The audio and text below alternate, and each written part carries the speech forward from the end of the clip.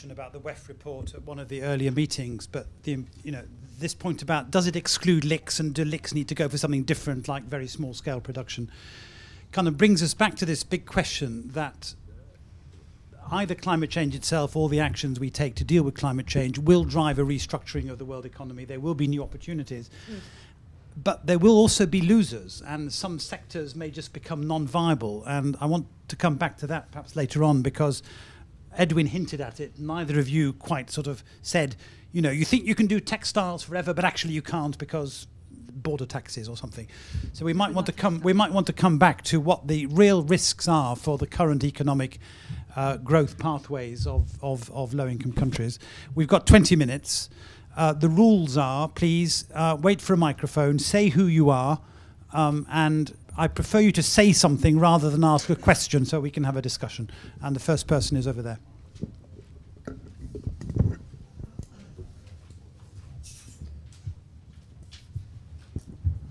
Thank you very much, Simon. I thought we've heard from, 3 BRIC countries, South Africa, a little bit of China and India. But that was my question, is that the BRICS now, Brazil, Russia, India, China, and now South Africa has just joined. Where do you see these guys going? Because they represent quite a big chunk of the world's economy, as fact as green growth. And then Johannesburg's coming up next year, Rio Plus 20. The whole thing about Rio Plus 20 is about the green growth, the green economy.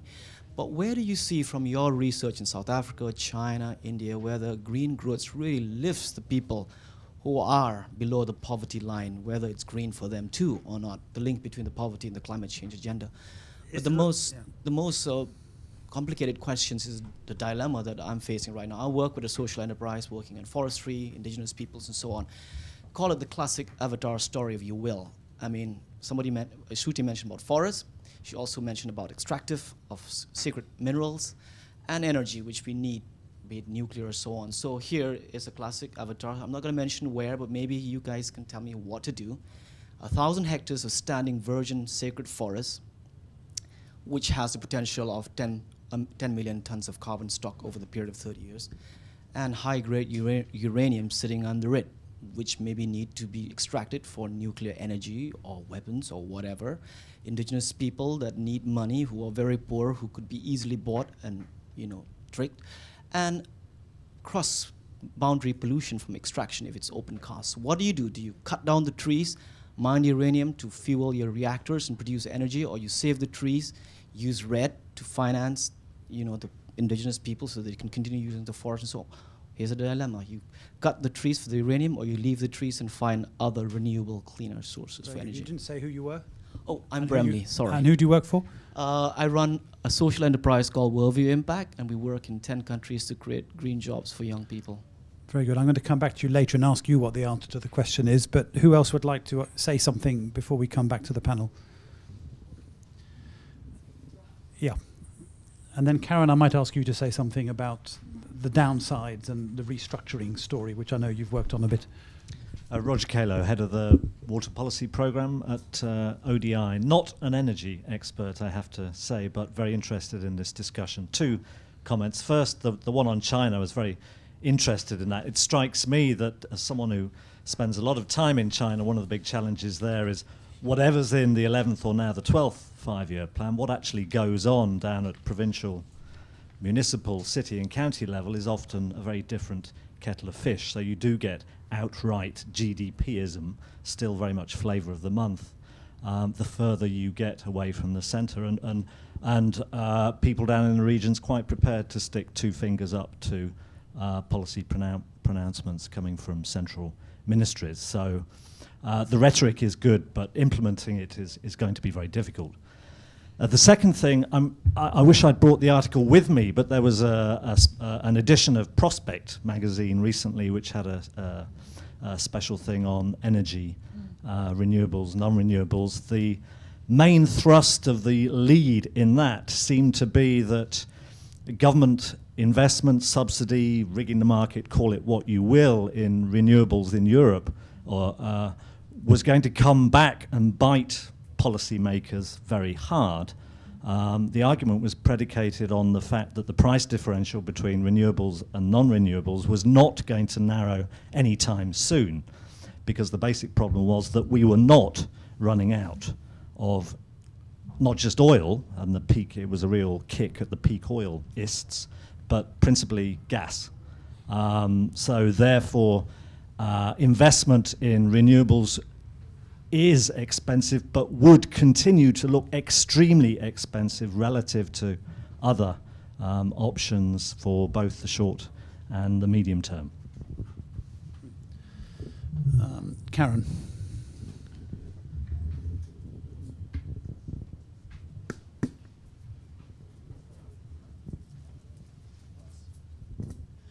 Thanks. Yeah, Karen Ellis. I lead the Private Sector and Markets Programme at ODI and also the Low Carbon Growth Work Stream here at ODI. So thank you very much for really stimulating discussion and all three presentations really, really interesting. So thank you. We've been doing quite a lot of work looking both at the sort of low carbon growth policies that countries have adopted so far, the full range of countries, high, middle and low income, and also looking at how international mitigation efforts will affect growth prospects in developing countries. And there's obviously a lot of downsides. You mentioned some in your presentation, such as border tax adjustments, etc., and the impact that may have. We've identified others such as carbon labelling and some of the sort of new regulations which will require different standards to be met, which many countries may struggle to achieve for the sort of institutional reasons that you've talked about. They don't really have the frameworks in place to meet those kinds of certification requirements. So there's a whole range of new sort of factors that developing countries and low-income countries need to think about going forward that they are going to struggle with. So there's huge challenges. I guess, but also potentially opportunities, and there was a few things that sort of came to mind during the meeting. For example, the huge increase in Chinese investment into Africa, and I was interested to ask Bernice more about that and what is driving that, and what are the sort of potential opportunities for Africa from that they could capitalise on some of the investment opportunities, and also what do you think the future patterns will be in terms of sectoral sources of growth and the scope for urbanisation in low-income countries? Some people argue, for example, that low-income countries should stay rural. That way they will have a low-carbon growth path. That way there will be new opportunities for them, biofuels, etc. Or alternatively, could they become the sort of regional area that China exports all of its production to going forward as China gets richer itself, in the way that the rich world did to China in the first place? Is it an ongoing sort of chain of passing on sort of export opportunities down the chain to lower income countries? So alternative viewpoints of how it could go, and I just wondered if I could get some comments on that as well.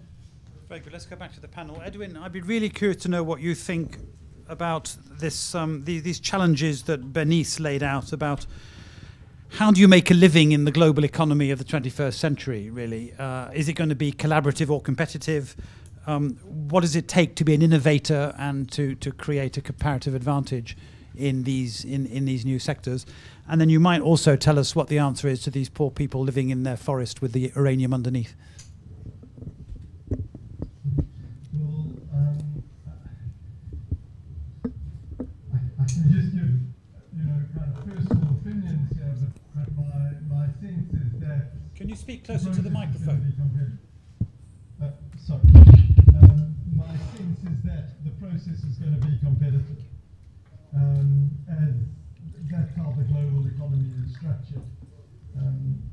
I think one might find specific country alliances and partnerships between countries and OEMs that might, original equipment manufacturers that might have their headquarters in another country. So, for example, a partnership between South Africa and the Siemens in wind or in concentrated solar power. I can see that kind of collaboration taking place. But at the end of the day, the process of selling technologies globally is a competitive process, and I can't see how something as central as the structuring of the global energy portfolio will be anything but competitive. But as I say, this is just a personal top of the head view. I don't see the rules of the game changing, in other words. just a comment, the reality is low carbon, poor people are not high carbon emitters. So when one looks at mitigation processes, they tend not to be high up on the agenda. And this is simply and straightforwardly a contradiction. And we've debated it extensively, the need to be looking at the introduction of renewable type technologies like solar water heating, which is very, very broadly spread in China, to poor people, regardless of the fact that they're not necessarily producing carbon.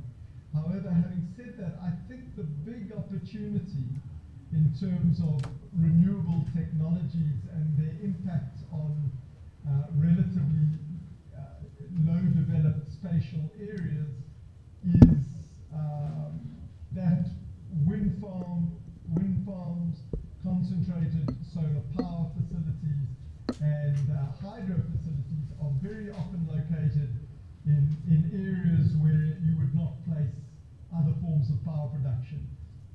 So renewable technologies do have the potential to introduce economic activities to areas that have been absolutely marginal, not just for power production, but for general economic activities. Sorry, I'm not sure. Did you have another question? Well, just two things other people said, commenting on Shruti's point that actually we need to go for, basically decentralized, distributed power sources rather than a centralized grid. But also, you started off with a very dramatic statistic I didn't write down about the threats to South Africa from border taxes in terms of lost jobs or GDP. Could you just repeat that and explain it?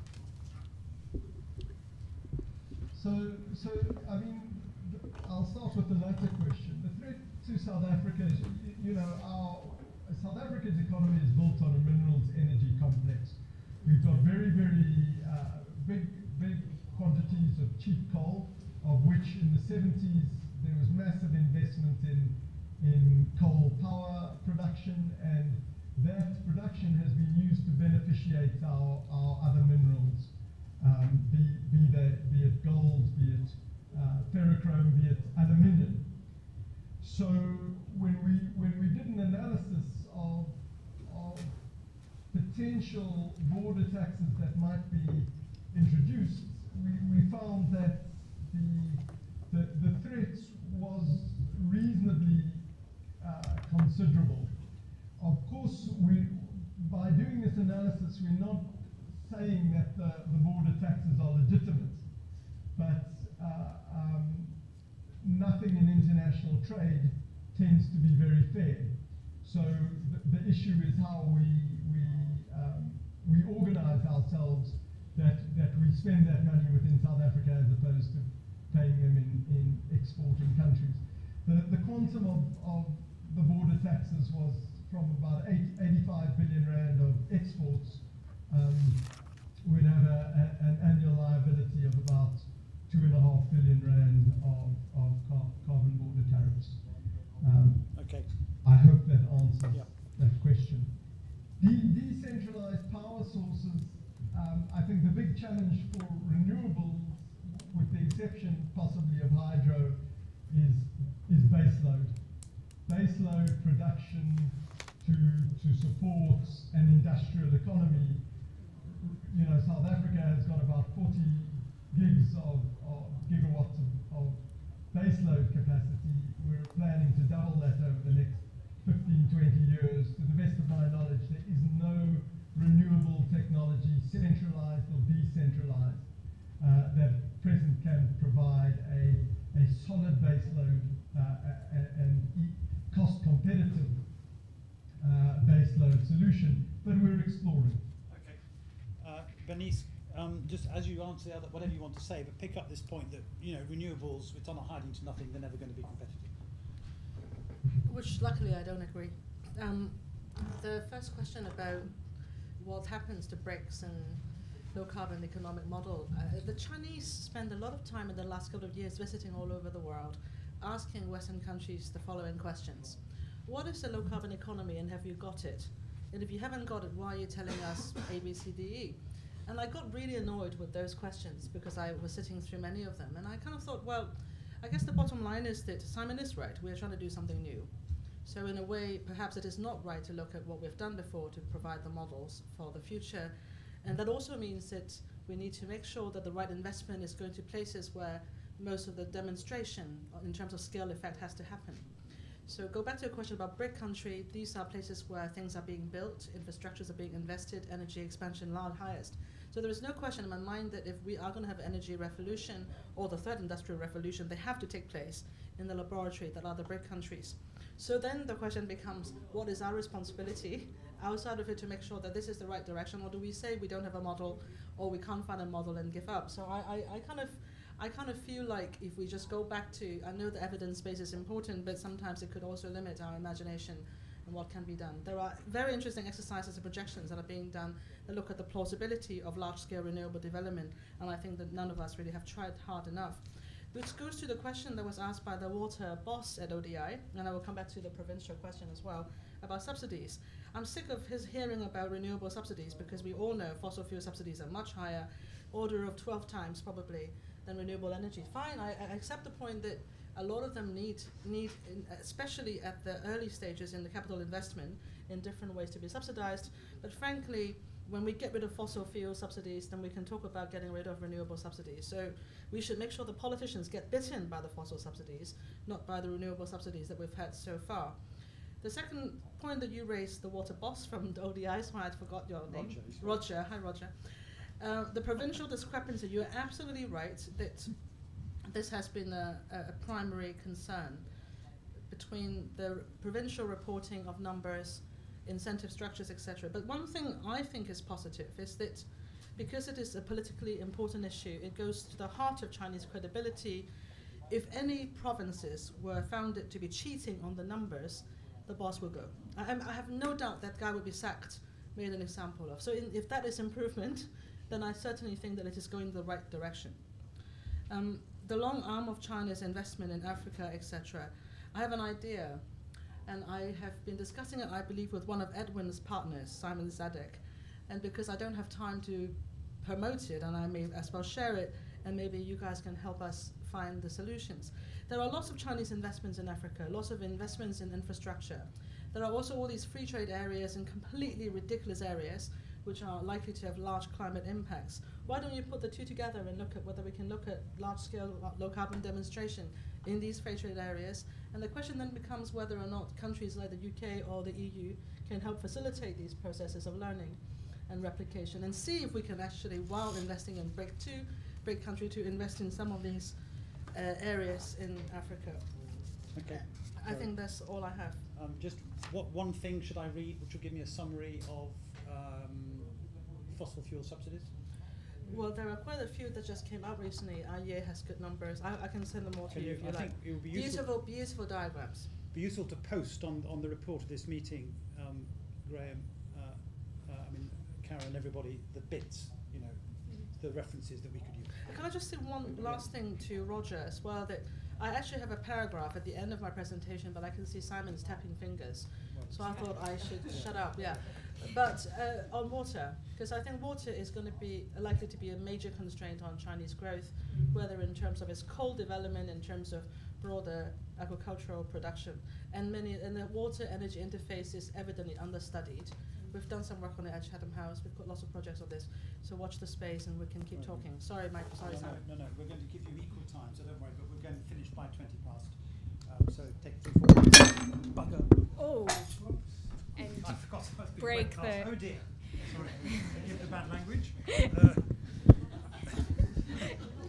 I'm not sure if I can follow that, Simon. Actually, I think some of the points that Karen raised around low-income countries are important and ones that I might want to react to, as well as the points raised about Chinese investment in Africa. I think looking at the interface Bernie's, I think is a great idea because of whether or not that investment can be transitioned into helping to create the sort of new model of development. I mean, one of the points that I wanted to make but didn't make was the real role in low-income countries of new investors, whether it is in the form of sort of state-owned enterprises or sovereign wealth funds. And so I think, if we're going to talk about a new set of opportunities and maybe something that is not an agriculturally driven type of development, my intuition is that it will probably still be some type of asset base, just given sort of what we understand about development in general. But whether or not it could be transitioned into a different kind of pathway through the different kinds of investment actors that are at play in a lot of these countries could really be the new thing that could be developed, while again boringly saying all the old stuff still really matters.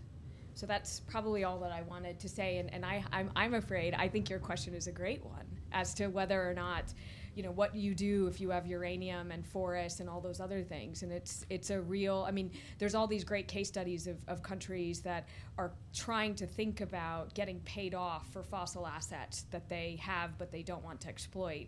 But it doesn't seem to me that there's a real answer quite yet as to whether or not the international community will pay to not have something. But it's also actually not a new question in the sense that, as you described, a lot of these are familiar dilemmas about natural resource rights versus, extraction. Yeah. I'd love to go on, but we can't. I think this has been a completely riveting session, actually, and I love the way all three of the speakers have been really analytical and have forced us to consider both the opportunities and the real dilemmas implicit in green growth, with some extraordinary numbers from everybody. Not least that China, is a country run by engineers, and when it wants to pilot something, has probably a size, cities the size of London and provinces the size of Western Europe to play with. Very interesting. I really enjoyed the session. I'd like to thank you all for your participation and questions, and please join me in thanking all three speakers, particularly Edwin from South Africa.